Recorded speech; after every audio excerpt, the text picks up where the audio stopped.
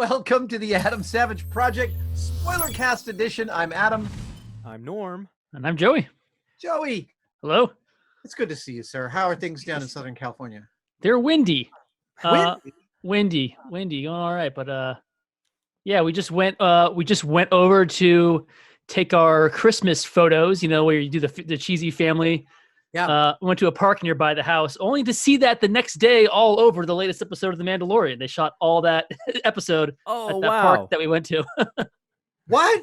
Yeah, I'll send you a Christmas card picture, and it's kind of recognizable, but it's That's amazing. Yeah. We're going to get to the episode. So as we're recording this, depending on when you're listening to this episode, Mandalorian Season 2 has not finished airing yet on a week-by-week basis. We are 2 episodes left, right? That's correct. We're through episode 6 or chapter 14, as it were, and we will be talking spoilers, but we're going to kind of go through the entire season so far because we haven't had a chance to dive into it. We're going to go episode by episode loosely, talk about our favorite moments, the things that surprised us, things that we loved, and then really hold back on some of the spoilers for this week specifically for episode 6 because it was a big one. It was a big one. So much to talk about. So the first, I guess we should jump right in if we're going to go through every single one. The first episode of this season, they literally called Chapter 9, which indicates to us that they're thinking of this as the saga, episodic saga, and it continues right off of the end of last season. Mando has the child. He's on his quest to find this race of sorcerers known as the Jedi, and he's been quested to return the child / baby Yoda to the Jedi. And it takes him back to Tatooine. And it's the episode...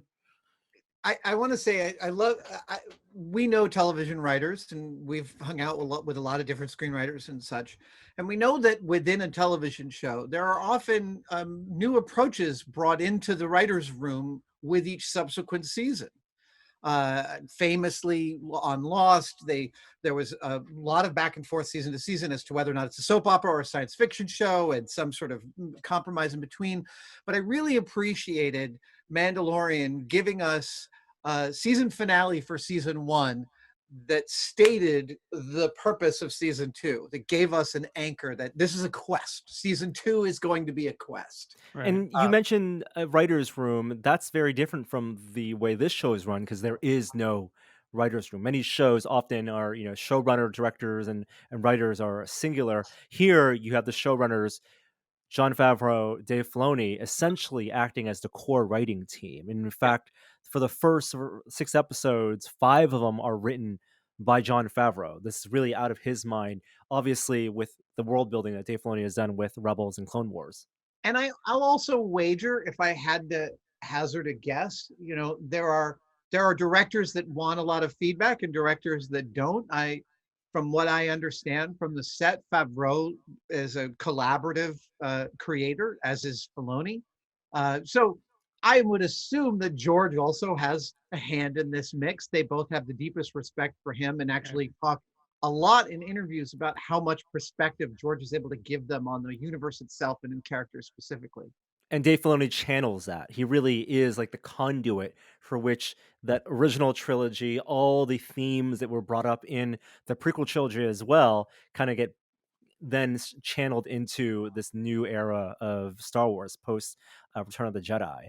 Chapter 9 is called The Marshal, and the titular character is not a bounty hunter, not a Mandalorian, but it's Timothy Olyphant wearing familiar armor. What did you guys think when that was revealed to be the twist? I want to hear your thoughts, Joey. I just want to say right off the bat, I watched this alone, but one of the contests my wife and I have is of spotting actors from other shows the show Right. we're currently watching.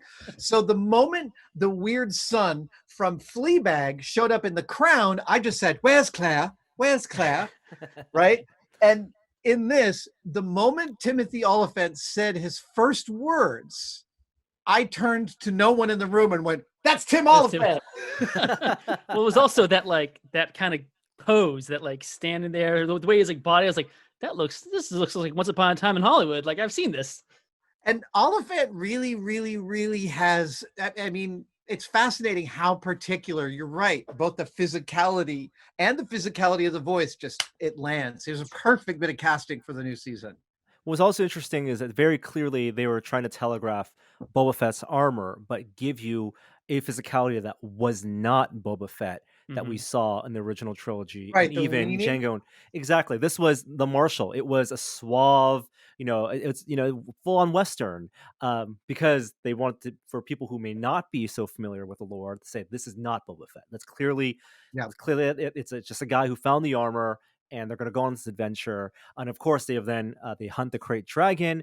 One of the things I was really struck by in this episode is the scope of it. Even though we know so much of it was shot in the volume, they went. They were able to show wider shots, full outdoors, Yeah. large action scenes. The blend of them on jetpacks to then fighting behind rocks, even though shot in this completely CG backdrop, Yeah. it looked really convincing. I was really impressed by that. I'd be curious to see like how like what those shots looked like without the augmented, like because the volume itself, I mean, you can't get that wide of shots, right? And so you're Right. seeing Yeah. in those raw clips, you're probably seeing a huge amount, and they use this is the first time, not the first time, but this is a good example of how the volume is there to assist the larger scope of the production, not just be there as the one crutch thing to do. Well, we haven't talked about it, but I feel like one of the most important things the volume does is give everyone endless amounts of sunset and sunrise light.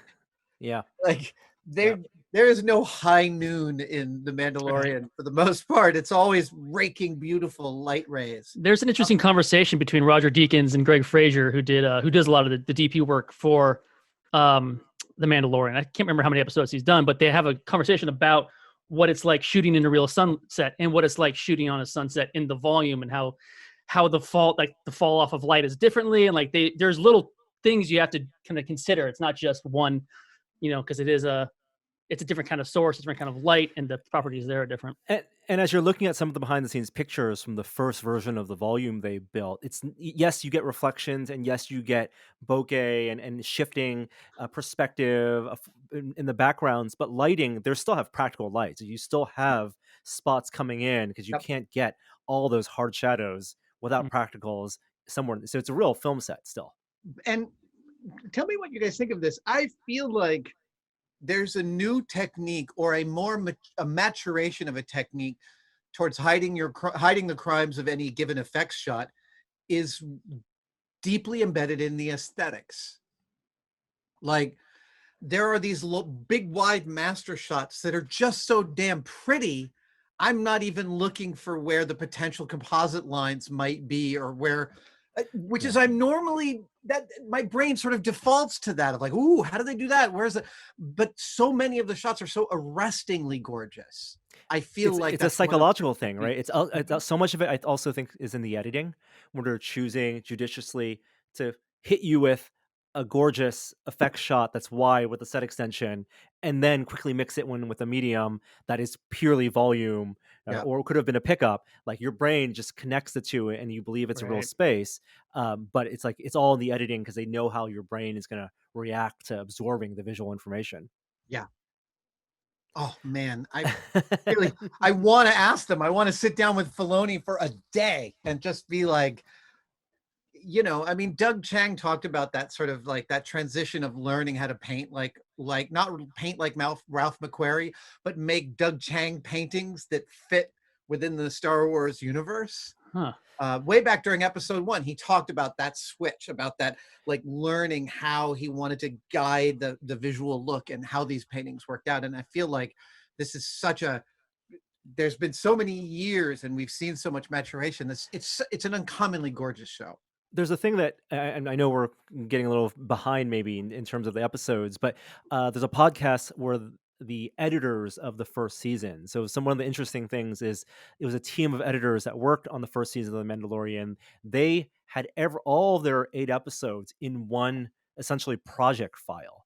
And so they were working off of an Avid editing system where they could pull shots and know and see the other sequences essentially, from the other editors working on their edits, for continuity, because one of the things when they started on the show was they wanted to film in a way that if George Lucas couldn't film it that way in in 1977, then they didn't want to. They wanted to look more like a original trilogy Star Wars than the kind of fast camera moves that you saw in the sequel trilogy. You know, J.J. Abrams, so many sweeping camera moves, nonstop cameras going around characters. You don't see any of that here, and I think it's very intentional. And they gradually stepped away from that, I think. But that was one of their guiding principles. Well, that's a guiding principle of Dennis Muren's shot choices as an effects director. He's really specific. And I remember an interview with him after the first Lord of the Rings film came out. He said, it's beautiful. And the effects work that Weta did was amazing. He has a problem when a camera in a movie does something that a real camera could not do. Yeah. In early CG. Oh no. I wonder if Joey's power went out. Oh! We have a frozen shot of Joey. Inside baseball, they might be having rolling blackouts where Joey is, so we might have to pause the podcast here and come back for the rest of the discussion. Hey, we're back. Yeah, Joey's wearing a different sweater. It's a few hours later. Joey, you had a power outage? Is that it? Yeah, remember how I said it was windy? Well, yeah. We've been having a lot of planned power outages, and this one was kind of planned, but also, unpredictable. So all of a sudden, I was just staring at myself in the little viewfinder, looking very sad, finishing up a point that I was saying. Well, it's really nice to have you back. Thank you. I was saying that when The Lord of the Rings first came out, I was at an Industrial Light and Magic crew party, and Dennis Muren was there, and we were talking about the Lord of the Rings film, and Dennis said he had a philosophical issue with some of the camera moves from Lord of the Rings. He feels very strongly that in a movie, the camera shouldn't do anything that a real camera couldn't do. And he thought that some of the fly-throughs in the Lord of the Rings films were just way impossible for any normal camera to do if that was the scale, and it pulled him out of it. So that's an ILM ethos, I think, that the camera shouldn't do what the camera can't do. Right. I mean, as I was saying, that's something a lot of those early CG movies were doing at the time, because just like the way when you think about like characters from like episode 1 or just fully CG characters who did the people who were animating them didn't study movement, didn't study the animal movement. So the movements were slightly off. Right. In a similar way, these people weren't studying camera movement that we are traditionally used to, of how something moves on a Technocrane or a jib, that our minds automatically kind of associate with being a camera, and then just breaking all those rules and making it fly around kind of instantly takes you someplace else. Where, yeah, I mean, it's hard to tell that you've been taken somewhere else, right? I liken this to when computers, I've said this before on the podcast, I think, I liken this to when computers were first being used for graphic design in the early 90s. And for like 10 years, everything was terrible. Like all design was just abysmal. I mean, do you remember Mondo 2000 is barely readable, like bright red type on a black background, the stuff that made you want to like cut yourself. But and they're all using the same tool sets. What's that? They're all using the shared early tool sets that create the shortcuts. And not knowing how to bound the problem, because it's a brand new technology and you just have to try everything and then kind of rein it in. And I think that's what's happening right now. As I talked earlier on in this podcast about how sophisticated and beautiful the shots are, I think that's also part of the sophistication in how to integrate effect shots with narratives, right? Well, it's a reverse in The Mandalorian, because what I was talking about was how Favreau wanted the look of the show to intentionally harken back to original trilogy. And so it's that they're doing an extra level of finessing and restraining themselves for what they could do with CG and what they could do with the camera shots, even though they've now taken a step back, because there are some shots in the first season like overlooking a sand crawler, or those when he was climbing the side, like they could never have done that in 77, and so they want to allow the directors some freedom, but you can still tell that it's more grounded.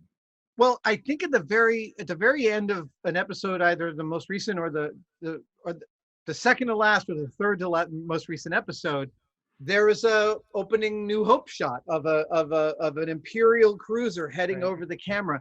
And I haven't confirmed this yet, but I am sure that is a model, and I'm positive my friend John Goodson built it. There's something about the model shot I can tell.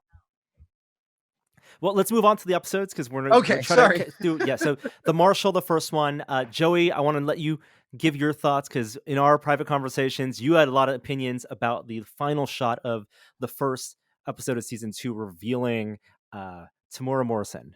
Right. Yeah. So I had mixed responses to that. First, I want to just throw right back to earlier in the episode, the way the Tuscan Sand Raiders, like Yeah, his relationship with that, I was like, oh, this is actually really, it kind of reminds me of some season 1 stuff where you give the peripheral characters in the universe some time, some quiet time, some like time to humanize them, so to speak, and make them characters, which is kind of why that last shot sort of bugged me, right? So I'm talking about the shot where he finishes up, he's leaving somewhere, and we see a character turn around, and I did this twice during the season, but I turned to my wife and I was like, oh, I don't like that. I don't want that. I don't want that. And I don't know. And then I was thinking about it and I was like, well, you know what? Maybe this is a clone. Maybe this is they're just giving us something to like kind of as a little egg. That would be really cool. We won't see exactly. Could still be. Well, yeah. Well, I mean, I think they based off the last went episode, down one path. Yeah. Yeah. But then it started making me think of the things that I'm gonna give myself. People are gonna skewer me for this, but a lot of the things that I really liked about The Last Jedi versus the last movie. What was the last Rise of movie Skywalker. Rise of Skywalker, where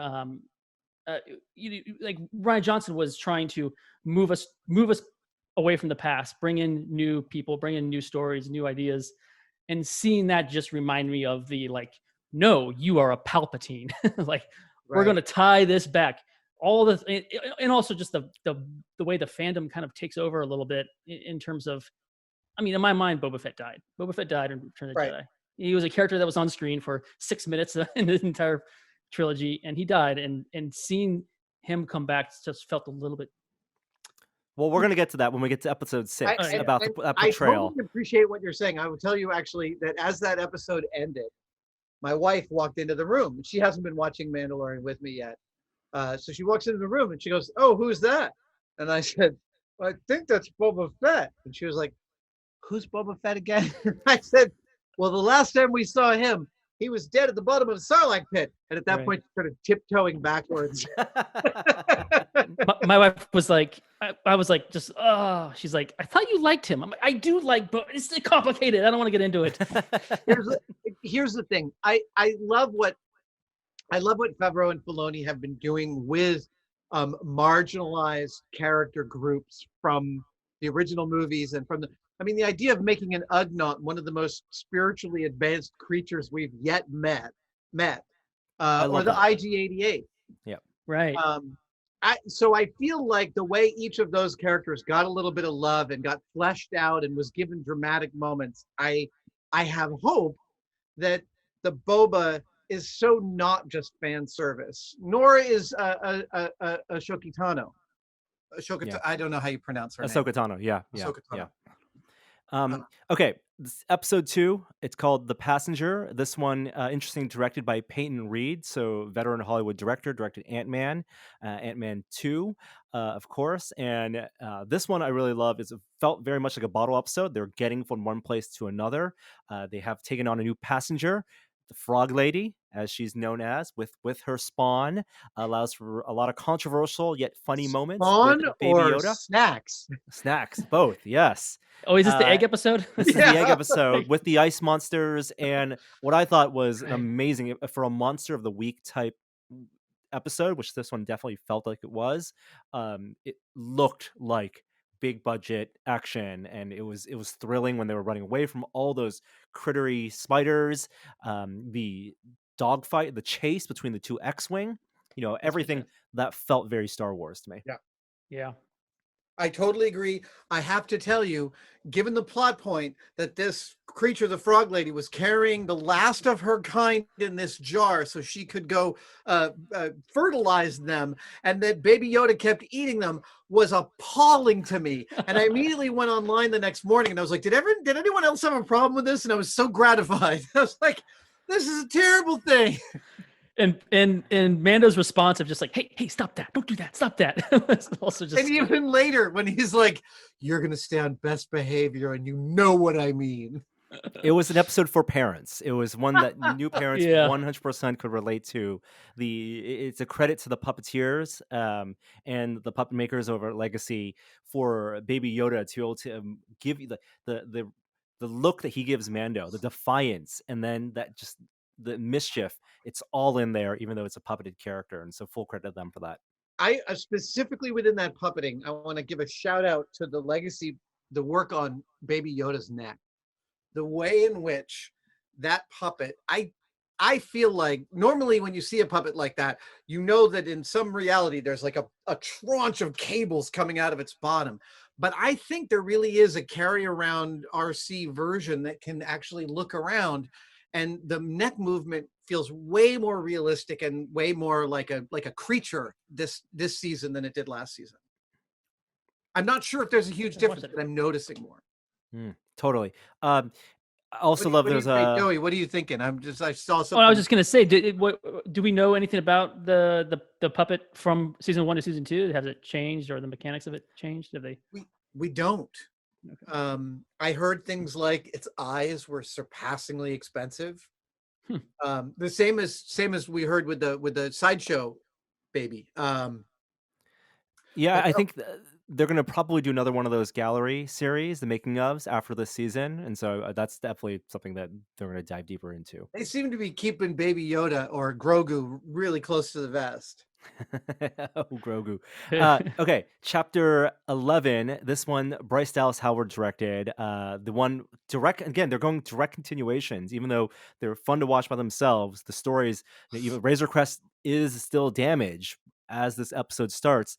They land on a seafaring planet, and he meets other Mandalorians. So this is direct tie-ins to the Clone Wars series, and you also had the character of Bo-Katan. And you had a bunch of shipbuilding Mon Calamari. Yeah, Right. wearing some nice sweaters. Now, do any of you guys have any experience with the Clone Wars? I've never seen the show. I don't know much about it. It's one of these things, like with every episode of The Mandalorian that passes, I feel like it's another invitation to go dive back into watching Clone Wars, because I need that backstory, and Wikipedia is not sufficient. And I don't know if I'd like that about this show, or I do not like that about this show. But yeah, we can go back to that later. You know what we might need? We might need some fans who are listening to help us curate what to watch of the Clone Wars, rather than moving our way through however many seasons it was, because it's beautiful. It's beautiful looking. I literally haven't watched, I think, a single episode, and Dave Filoni was a key part of it. Am I right about that? Yeah. He was basically the writer for all of it, and the creator, and this episode, a lot of tender moments between Frog Lady and the Frog Man, and Baby Yoda being housed with them. Love that. I love Katie Sackhoff as Bo-Katan. The crew of those three Mandalorian, they fought with and walked on that Imperial shuttle with confidence that I really appreciated. That was in nice contrast to the Mandalorian being solo and being, kind of a little more dodging and sniping. Even when he fights with people, he's still kind of the man with no name, doing things on his own. This was like very much a squad unit. I also really appreciated his surprise when they take off their helmets and he's like, "What are you doing?" And they go, "Oh, he's one of those." I was fascinated by that moment. I was just considering him and his ideals, and then seeing their reaction to that. I was like, "Oh, this can actually go in a lot of interesting directions of totally being like they almost considered him like a cultist, like completely lost in his ways, and now he's he's starting to his identity is starting to kind of reform as he's parenting this small child, and not just him. It's every Mandalorian we met in season 1. The armorer, all the ones that and it kind of changes the way you look at them. The Mandalorian, the woman that goes after Grogu when it gets eaten by the beast in the ship's hold. Did you read about how she got cast? The wrestler. She got cast though because Favreau watched her on Hot Ones, and Really? he liked the way she ate the hot wings and cast her as a Mandalorian. That's awesome. That's an awesome audition. Did you guys catch that Apollo 13? 13. Apollo 13 Homage. Bryce Dallas Howard, Ron Howard homage? No. So when it's because his ship's so messed up when he comes into the planet, it's almost like a shot by shot remake of how the landing capsule for an Apollo 13 kind of comes in, just by like all the visuals and just, Oh my gosh! you should look it up. There's a bunch of videos kind of showing how they look side by side. That's awesome. By the way, the line that I'm still having trouble wrapping my head around is from the gallery in the episode in which they're talking to the directors, and Bryce Dallas Howard is talking about being in Tokyo with her dad and having dinner with George Lucas, Ron Howard, and Akira Kurosawa. Jeez. I'm just like, As a kid, right? As a kid, and absorbing. Yeah. I thought she did a great job. Like, the episode she did in that first season, which was the ATST, attack. They said they threw her into the deep end in terms of a heavy effects, lots of things to manage, and then really carried this episode. This episode had a lot of crazy action on the shuttle itself. You had all the stuff on that planet. That planet was so beautifully rendered, right? It felt gorgeous, like a whole different location, real, like a whole planet. And again, like all the creature stuff in that episode was great too. Yeah.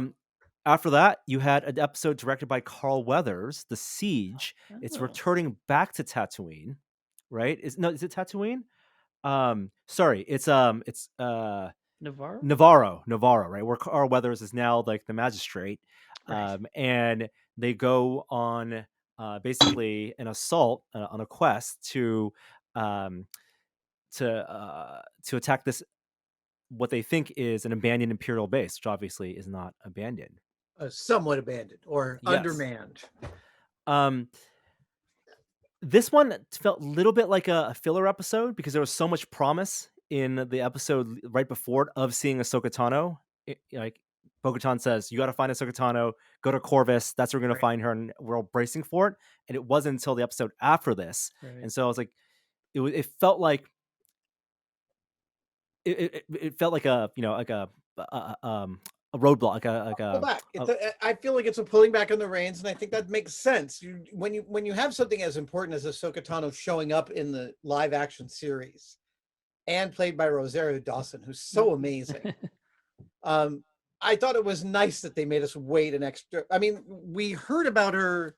Was it the first time we heard her name in the Bo-Katan episode? Yep. Okay. So that was, so we had to wait a whole extra episode for that. I thought that was really neat. Yeah, and it was a lot, again, action-packed. Their assault on that base, the whole gunfight. It brought back Cara Dune, of course, and so it was like the gang getting back together. You had some really cute scenes with Baby Yoda going to class, pulling some mischief, using some force powers there. And I think the biggest thing for the Star Wars kind of mythology is you have more information about why this remnant of the Empire wants the child, because it can tap into the Force, and they're doing these experiments on it. And so some of the speculation is this cloning or these experiments may be tied to whatever pre-Snoke thing became Snoke. And there's a direct reference to M counts. They don't quite say midichlorians, but they do say M count. I missed that. They said M count. They said M count, and Joey, that's where I had your reaction to see Boba Fett. I went, "Oh, come on!" They knew what they I'm sure they knew what they were doing, right? They knew that by writing that piece of dialogue, they would be triggering a whole section of the fan base, but it's a part of the Star Wars canon.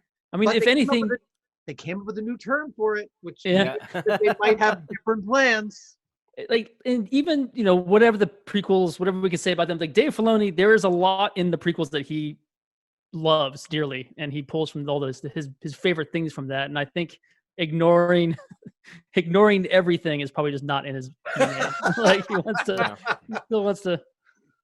Bring some You had of some it. great TIE fighter fights in here. The great speeder chase. I mean, Carl Weathers did so well in Oh, directing yeah. the crazy action. Again, look big budget. I love this. The new TIE fighter.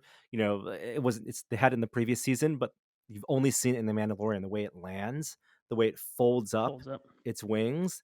That's a Doug Chang piece of art that they had developed for, I believe, the new trilogy that they ended up just using for the Mandalorian. I also really appreciated how upsetting it was to watch the Razor Crest get more and more damaged and become more and yeah. more like boop, boop, boop, boop, boop, boop, as it's crawling along. So in that episode, when it's fixed and it shows up in the battle and starts doing all those heavy G rolls and awesome dogfighting, that was every bit as satisfying as I was hoping it would be. Totally. And then the Jedi, the second to most recent episode. This, written and directed by Dave Filoni, takes us to Corvus, where Ahsoka Tano's there. There's so much to say about this episode. Where do you guys want to start?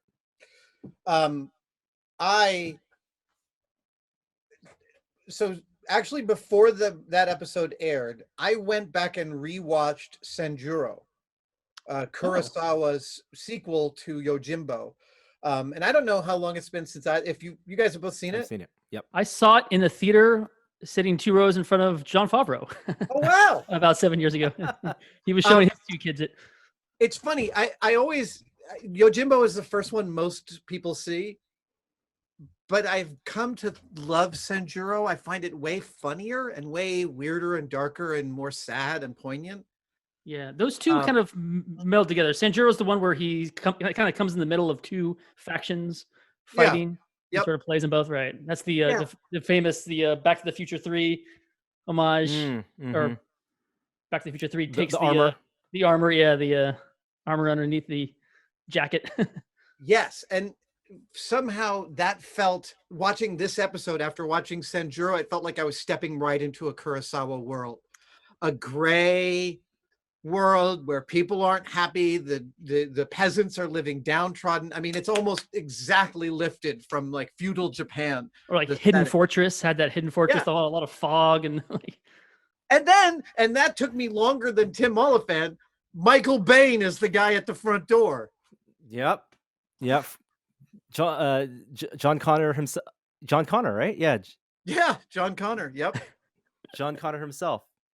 Is it John Connor? Hicks. It is Hicks. It's, yeah. No, he does not play John Connor. No, John Connor's father. Sorry, Kyle Reese. Yes, Kyle Reese himself. I'm going to send you back in time to bone my mom. Yeah. Here's a picture. I came across good time for you, Sarah. Michael Biehn playing a grizzled soldier of fortune. Playing what Michael Biehn plays best. Yep, exactly. I love everything you're talking about. I think Dave Filoni that like kind of opened with a lightsaber fight. Yep. It opened with an amazing lightsaber fight in the fog, right? First time we've seen a lightsaber in this show. If not counting the Darksaber. Yes. The Darksaber, right? But the Darksaber we haven't seen. Yeah. Right. And the choreography, the way she moved, like the way the lightsabers lit her. Yeah. In that darkness, that felt very cinematic and very Star Wars. I'm also assuming that they did a lot of hearkening back to Clone Wars type fighting style, that Ahsoka Tano has a specific fighting style and they were doing it. I loved the look of that episode. It felt very, it felt like an old Western. It was exactly what you want in that kind of thing. Yeah. And that force, that burnt world was 100% inspired by the California fires and Northern California, where Dave Filoni lives, and what's happening. That's the landscape he wanted to evoke. Well, there's this other aspect to it which I really love. At the end of that episode, while Ahsoka Tano is fighting the evil governor lady, Michael Biehn and the Mandalorian are outside where the fight is, and Michael Biehn is like, "Our bosses are fighting, and we could make that fight ours, or maybe we don't need to." That is such a Kurosawa moment. In Kurosawa, the allegiances are constantly shifting, and Biehn like earns his paycheck, man, with how funnily and hilariously he like lays his weapon down on the ground and be like, I'm gonna go off and do my own thing. You see, and not to jump ahead, but like in my mind, if Boba Fett is to be alive, that is how I imagine Boba Fett's personality was to be. not the badass warrior coming in smashing folks, flying around. It's also the episode where we get the name Grogu finally, and they've said that this was the name that Jon Favreau had in mind since season 1, and they were very careful to figure out when they wanted to deploy it. I think over time it's gonna kind of become more familiar, and I think we're still maybe too early, and it's still, at least in my mind, it doesn't connect with what I visualize as Baby Yoda. Well, but I also think that they seem to me to have a very specific plan of actualizing the child to us. So up until that episode, the child was always just like this thing that was kind of intelligent, but also kind of not, and kind of present with what was going on, and also kind of disconnected. Right. And so you never really got you frequently didn't get a sense of a sentience there, of like a specific consciousness you're talking to. Even though Mando talks to the child as if it is, when Ahsoka Tano says Grogu and the child looks over, and then every time Mando says Grogu, this is like a significant elaboration in our interaction with the child. I think that they're working on a plan of like slowly revealing to us, because at a certain point that child's going to speak. Yeah, I think we're going to get some sort of insight into its mindset. And like he all the things that he was doing before this, the stuff that kind of made him a little bit of a rascal, where he kind of reminds you of Yoda, like, oh, he's a bit of a, he's goofing around. Like, you're right, like you don't get a sense that he's doing it intentionally. Like he's just kind of doing things. He doesn't quite have that personality. And there was a moment I did get a little emotional when he said Grogu. He turned, you're like looking back at my child when like she first understood her name, and now he responds like, oh, that's a sweet little moment. And consequently, there's that great sequence in which Mando's like, Grogu, just to keep getting the child to look and over. Chuckles, to get the reaction. And it's the marrying of both that. I think they 100% want to evoke the infant, right? Even though 50 years old, but I think they're going to chalk it up to amnesia and Grogu being disconnected with who he was back as a youngling on Coruscant. Well, and that's actually the other wonderful elaboration was Ahsoka Tano saying, I can't train him. It's too dangerous. Which, I mean, of all the bits of the original canon that is really narratively interesting, that's fascinating, right? Like, we're basically talking about Jedi that have attachment disorder becoming really bad things. Yeah. There's a moment goes when back to Yoda, right? Saying, I can't train Luke. He's too old, right? He's too emotional. Mm-hmm. There was a moment too. I think it was in this episode near the end when it's just them two, Mando and Grogu, flying, and I think Grogu's like interacting with him some way, and like Mando even just says like, I need to take you there. Like, I don't know how. Like, I'm not good enough to help you at this point. There's this like awareness that is actually like having that character Mando himself like grow into this a very different character than we saw in the very first season, first couple episodes. Well, and that's a perfect segue to the opening of the most recent episode, without giving away too many spoilers. The opening of this last week's episode is this long sequence of Mando and Grogu sort of connecting with each other in the bridge of the Razor. I keep wanting to say Razor Crest. And it's a really sweet and weird scene. We've never seen the Mando go. Well, I mean, that's just not a sound that he's made up till now. Yeah. In the name of the episode, you get a sense that is the theme of what the series will end up being. It's the tragedy, and the whole thing, I think, eventually will become. Feels like it has to be a tragedy. I mean, I don't get right, because the child does not figure into the last. Exactly. They're 30 years or wherever they are, right? 25 years from wherever the show is. We don't have. Or the child ends up on Dagobah, and we know. And the cycle begins 40 years from now, we'll see everybody back on Dagobah. Yeah. Oh, I mean, what I love is that, even though after Revenge of the Sith and all the Jedi being killed, there are Jedi littered around the galaxy, right? Obi-Wan wasn't the only hermit. You had Ahsoka Tano, right? You had right, and after Return of the Jedi, when you have Luke trying to build the new order, right, and his failure to do so, like this is the fun mythology of like of what it means for this thing that connects all these Jedi, for them to be alone and to figure it out. And this is just another piece of that. Like, and also Mando doesn't live for 500 years old, right? Grogu's gonna, even if things go well, Yeah. Grogu's gonna grow up and grow old, right? I don't know. It's maybe the parent in me Yeah. thinking about that. I know. Yeah, I feel you there. I know we don't want to give too many spoilers of the most recent episode, but I do want to talk about who directed it, because it's a wonderful. It's Robert Rodriguez. Rodriguez. I mean, just a rock solid and amazing action director. Apparently was a late replacement. They had some issue. Maybe somebody's schedule got wronged, but he got brought in late and described it like all the other directors describe it as absolute fantasy camp to get to play with the sandbox that Favreau and Filoni have built.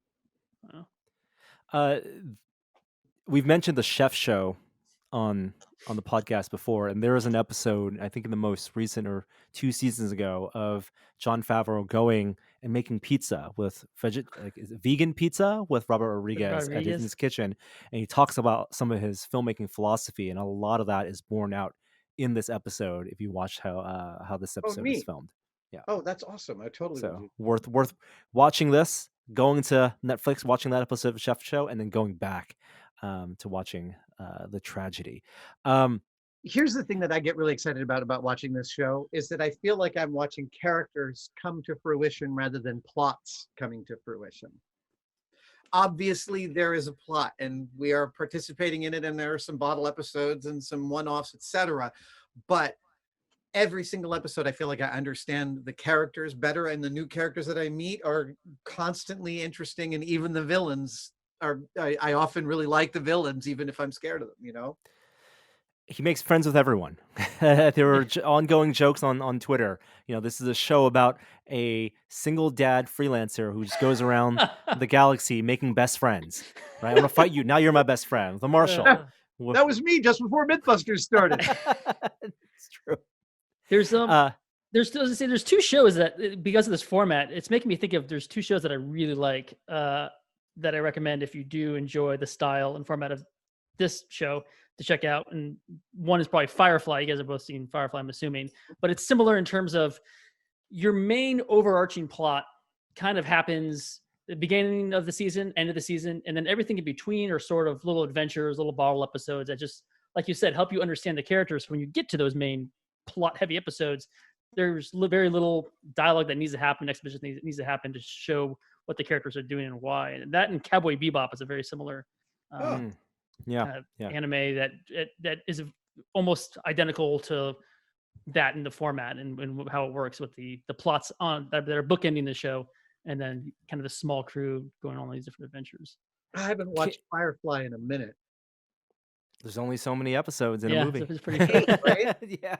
There's like 8 a comic book tie-in to the movie, and then the movie. And then Serenity. Doesn't it connect up with Buffy at some point? So we're gonna go into spoilers for the last couple minutes here, because I do want to give us a chance to talk about the big reveal. I want to also RIP Razor Crest. So, dude, that messed me up.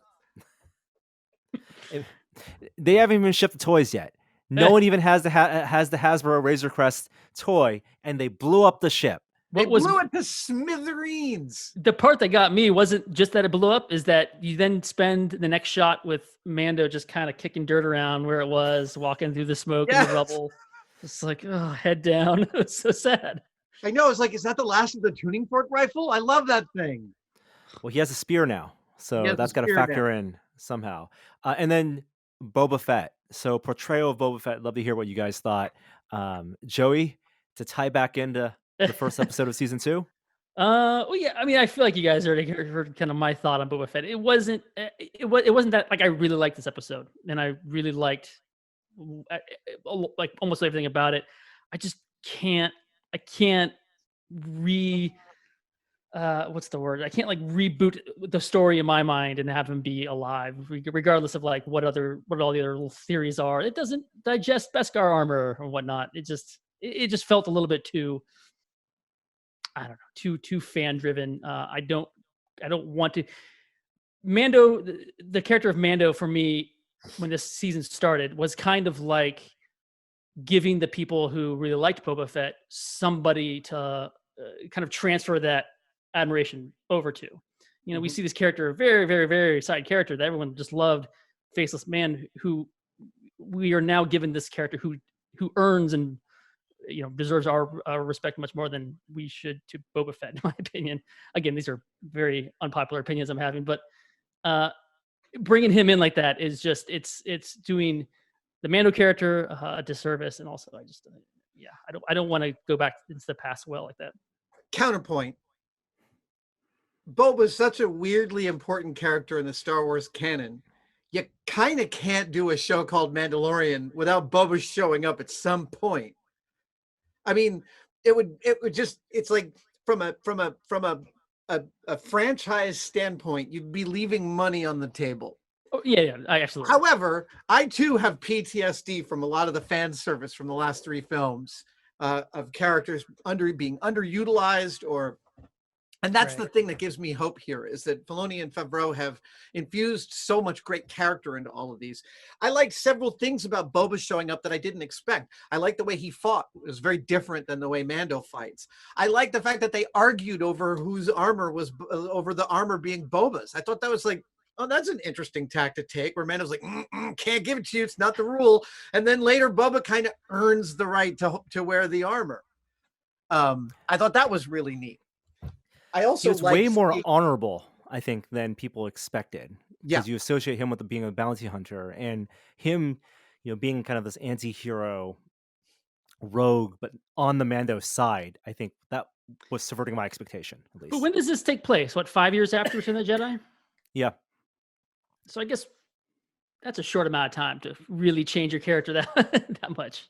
Right. Well, that's the thing. We didn't know what the character was. I think part of what you're saying is the appeal of Boba Fett isn't just that it was a character with interesting and great looking armor. But we did know a few things about him. We did know that he was a bounty hunter who, now we are getting a different version of what that means in this world, but also the way people talk to him. No incinerations. He sounded like a loose cannon. We saw his childhood, right? You saw a kid who's kind of royalty in this certain aspect of the military, watching his dad getting killed by these lightsabers, and then you can kind of imagine what that child would become. It's hard to believe that he would just become, hey, let's go help bring this child to the Jedi after this past.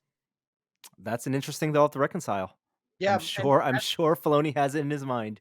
That may be what they're really interested in, is that kind of character shift of why Boba is the way he is in the prequels and the main movies, and what he is now. Like, what's that difference? Yeah. One of the strongest cases for the potential, at least, I'll say, for Boba Fett is what Dave Filoni did with Darth Maul. Also kind of badass, appeared very briefly on screen, had one great fight, but really was more a presence than anything.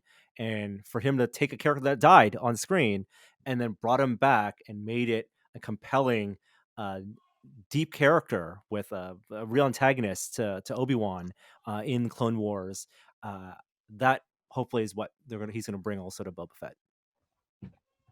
The actor's name that plays Boba Fett, Tamora Morrison. I love Tamora Morrison. He is endlessly compelling to me as an actor.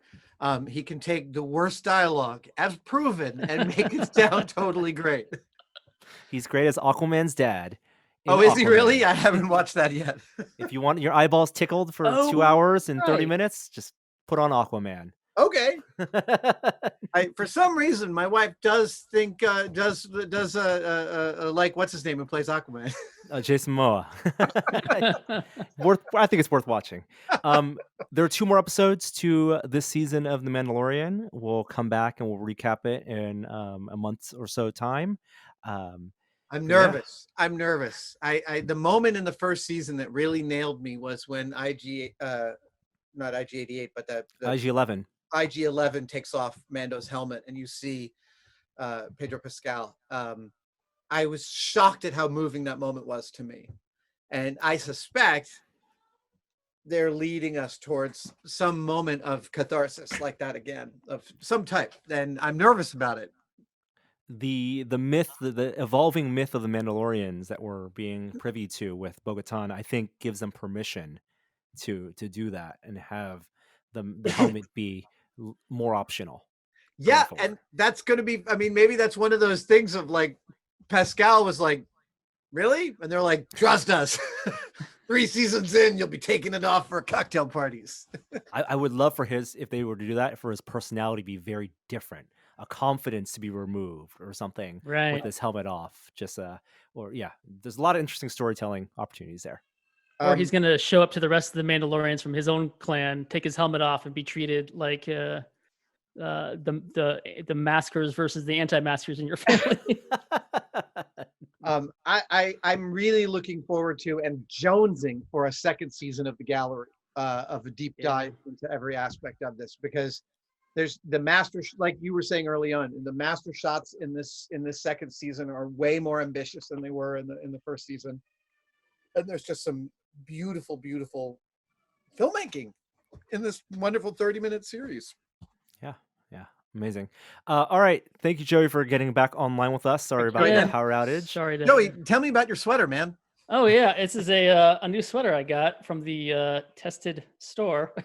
It's the Tested Ugly Christmas sweater, which is available now. I'm totally digging it. I like it. It's a nice quality. It feels good. I'm just saying it because I work for Tested. Awesome. And anything coming up on the site this week that we should highlight? We got more one-day builds. I think later on we got 2 Samaritan builds. They're very exciting. One, you're disassembling your entire Samaritan piece by piece, and it's quite a thing. 130 separate pieces. Yeah, it's pretty insane. And I found a source. I've found a source for blackening, the chemical blackening. I'm not going to do it in house. I'm going to send it out, have all the pieces blackened, and then brought back, and I'll do a final assembly. Oh, right. I still have to rifle the barrel. That's the other thing. Lots more to come. We did our favorite things series of videos early this year, so please check those out. There's a playlist on our YouTube channel, and otherwise we'll be back next week with another episode of the podcast. Until then, thank you so much for listening, and we'll see you all next time. Excellent. Thanks, Joey. Good to see you. Thank you, guys. You too.